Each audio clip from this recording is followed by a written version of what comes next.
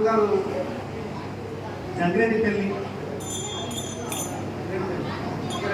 గ్రామస్తులు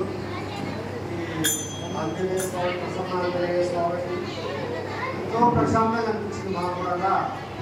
ఇక్కడ చూస్తుంటే ఎన్నో చూస్తున్నారు కానీ ఇక్కడ ఎన్నోసార్లు ఉన్నాయి కానీ ఇక్కడ పైకి వెళ్ళడానికి చాలా బాగుంది, ప్రశాంతంగా ఉంది. అందుకు ఒక చిన్న పాట చెప్తా మనం సాధించగలుగుతామంట, కసితోటి సాధించలేమంట. ప్రేమ రావాలంట, సాధించాలంటే ఏదైనా కానీ ప్రేమతో అయితే సాధించగలుగుతాం. కసితోటి చెడిపోతాం, కసి ఉన్నదంటే చెడిపోతాం, ప్రేమ అయితే సాధించగలుగుతాం. అందుకొచ్చి చిన్న సంక్షిప్తం వేసుకొని ఒక మాట చెప్తున్నాం.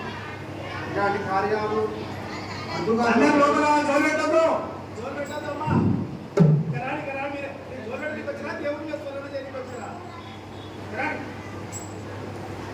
అలా ఆయన ఏం చెప్తున్నాడు? మానవులపై మనం పుట్టినాం. 84 లక్షల జీవరాశులకి కడకు మానవ జన్మ వచ్చింది. ఆ మానవ జన్మ ఎందుకు? ఈ సంసారంలో అవడానికైనా. భగవంతుడు కూడా గుడికాడికి వచ్చినాం. ఇంటి జోలేనా, సంసారం జోలేనా? మనం ఏం చేస్తున్నాం? నీకు వచ్చే కార్యక్రమం ఏంటిది? దాని గురించే భగవంతుడి గురించి మాట్లాడుకోవాలి కానీ సంసారం ఇక్కడికి వాడు చెప్పేది మాటలు మన కోసం చెప్తున్నాడు. ఇదూరి ఏ పని చేసుకుంటున్నా సరే కానీ అది చెప్పేది మన చెవులా విన్నా పర్వాలేదు. ఎందుకంటే ఈ సంసారం అనేది చాలా సముద్రం లాంటిదంట. సంసారం అనేది తీరదు ఒకనాడు, ఎప్పటికైనా తీరదు. దేవుడి కాడికి పోదామని ఏదో పని ఉండదు. అందుకు ఇలాంటి కార్యాల్లో పాల్గొనడం, ఇంకా దాన ధర్మాలు చేయడం, ఇలాంటి దాంట్లో సహకరించడం మనం రోజుల్లో సుకృతం అనుకోవాలి. ఇది విన్నా కానీ సంకీర్తన చెప్తా. సంకీర్తన చెప్పినాక ఒక మాట చెప్పి, సంజనేయుడా నందములున్నాడు ఎంత పిలిచినా పలుకడుగా.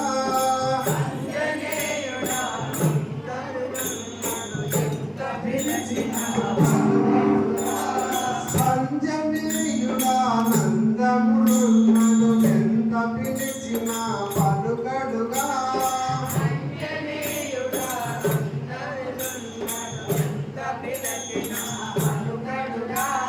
రామ భజనయే మారక చేసెను తనువే తానై మరిసెనుగా.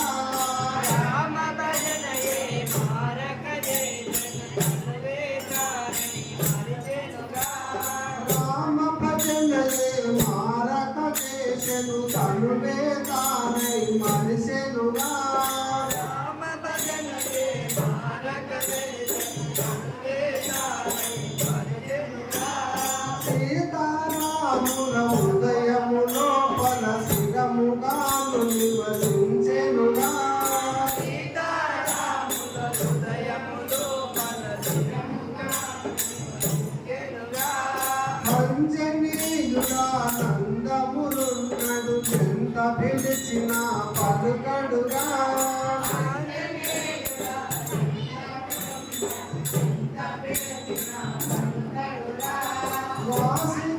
వాసికానుపమరాజు పెళ్లిలో దాతలై నివసించిరిగా.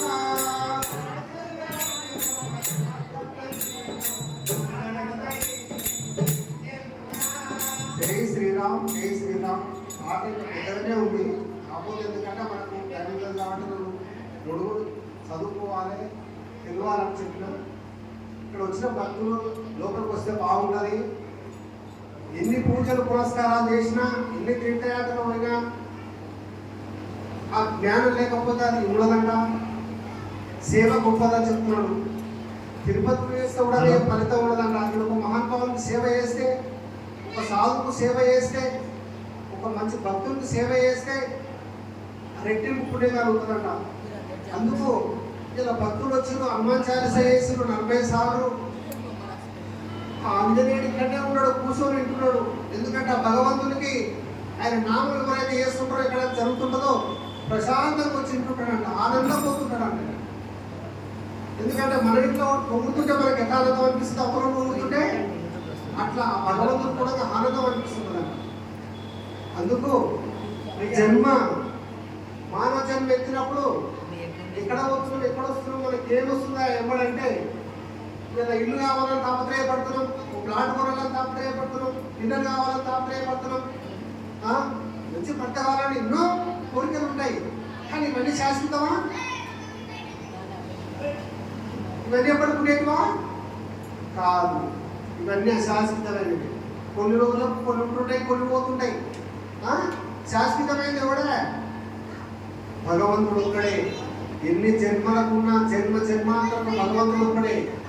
భగవంతుడు నమ్ముకున్నాడు, చెడిపోయినా ద్రౌపదిని భర్తలు 5 మంది భర్తలు ఉన్నారు అక్కడ. భీష్మ పితామహుడు ఉన్నాడు, ద్రోణాచార్యుడు ఉన్నాడు, ఎంతో మంది మహానుభావులు. ఇట్లా ఒక స్త్రీని ఆమె చీర పెట్టి చూస్తుంటే ఒక్కరు కాపాడలేకపోయింది. ఎవరు కాపాడేలా? భగవంతుడు కాపాడి.